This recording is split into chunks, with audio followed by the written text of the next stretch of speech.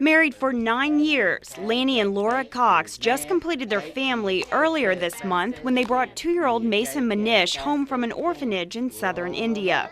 Roll them up, throw them in the pan. He had congenital cataracts and glaucoma, and at birth they thought he couldn't see at all. Born with what doctors called a blue eye, Mason's biological parents gave him up after they learned of his condition. We were under the impression he was completely blind, and when we got there, he can see facial expressions, he can see colors, he can see shapes, he can see distances, he can see better than Lannie. Which might be true. Mason's new father, Lannie, is legally blind.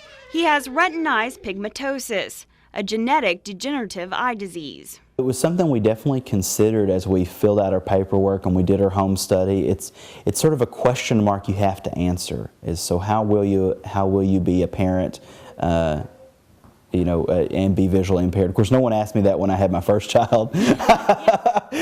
And visual impairment is something that we're comfortable with. We understand it. We have a lot of information, and we also have a lot of resources, and we felt very comfortable. In fact, that wasn't even an issue for us. The Cox family says the adoption process wasn't easy, but it was never because of Lannie's visual impairment. Rather, the mounds of the legal judicial paperwork and the $25,000 to $30,000 worth of adoption fees.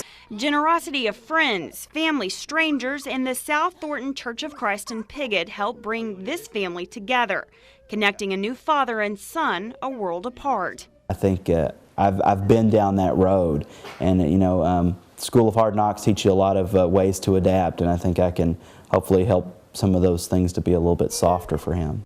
In Piggott, Heather Flanigan, Region 8 News.